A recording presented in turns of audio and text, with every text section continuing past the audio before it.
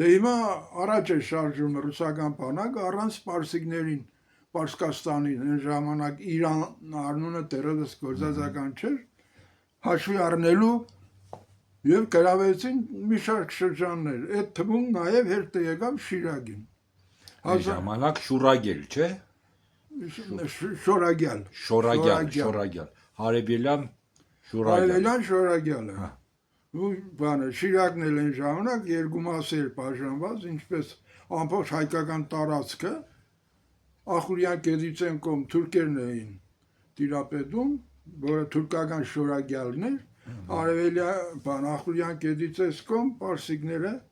որը պարսկական Շորագյալն։ Գյումրին էլ համարյա սահմանին է, էլի, այս պարսկական կողմից։ Մոտավորապես նույն սահմանն է, բացառությամբ մեր հյուսիս-արևմտյան Հմիկվա Հայաստանի հյուսիս-արևմտյան փոքր հատվածի, որը թուրքական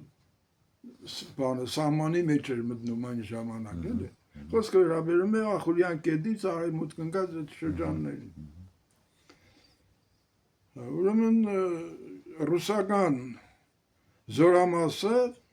գեներալ-մայոր Տուչկովի հրամանատարությամբ 1804 թվականին մտավ Շիրակ, Գյումրի ամրոցի մոտ հաղթանակ տարավ պարսիկների դեմ, գրավեց նաև բնակավայրը եւ շարժվեց հարավ ավելի նոր շրջաններ յուրացնելու համար։ Ես կներեք բանը, ժողովուրդի Տուչկովը, այն Տուչկովն է, պոետ Տուչկովը, չէ՞, ինքը իրանք մի քանի եղբայր էին Տուչկովները, Բարադինսկի դա ռուսական ազնվական Անի Վայնայի միրի մեջ կա Տուչկովի մասին էլ, բայց այդ ուրիշ Տուչկով է, բայց էլի այդ բանից է, էլի, իրանց